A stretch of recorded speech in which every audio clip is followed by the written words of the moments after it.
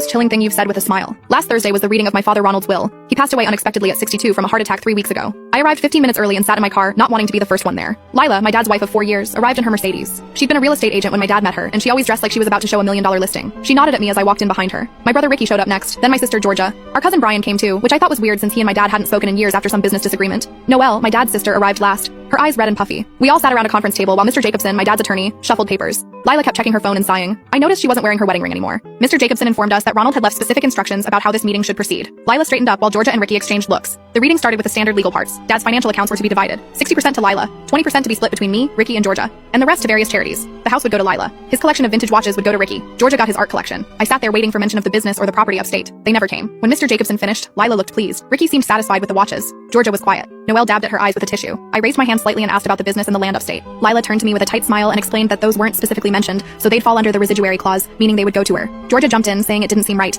Ricky agreed, pointing out that Dad had built that business from nothing, and it had been his pride and joy. Lila dismissed their concerns, saying the business had been failing for the past year anyway. Too much competition, declining contracts, she'd probably sell it off for parts. The land upstate has more liens than value, she added. Your father made some poor investments toward the end. Mr. Jacobson looked uncomfortable, but confirmed that legally, anything not specifically mentioned would go to Lila as the residuary beneficiary. I thought about the envelope in my bag. Dad had given it to me 2 months ago with strict instructions not to open it unless something happened to him. I'd been carrying it with me since the funeral, unsure what to do. Lila started talking about her plans for selling the house. Georgia asked if we could at least have some time to go through Dad's personal things first. Lila said she'd already boxed most of it up, and we could come by Saturday to take what we wanted. I need to move on with my life, she said. Ronald wouldn't want me dwelling in the past. I finally spoke up again, asking if we could at least talk about keeping the business in the family somehow. Maybe we could work something out. Lila looked at me with something between pity and annoyance. Don't beg for scraps. It's undignified. Your father provided for you children fairly. Mr. Jacobson asked if there was anything else we needed to discuss. Lila stood up, gathering her purse. I think we're done here, she said. I have a meeting with the realtor at 3. As Lila headed for the door, I reached into my bag and pulled out the envelope. Before everyone leaves, I said, there's something else. Lila paused at the door, looking irritated. I handed the envelope to Mr. Jacobson. Dad gave me this 2 months ago. He made me promise not to open it unless something happened.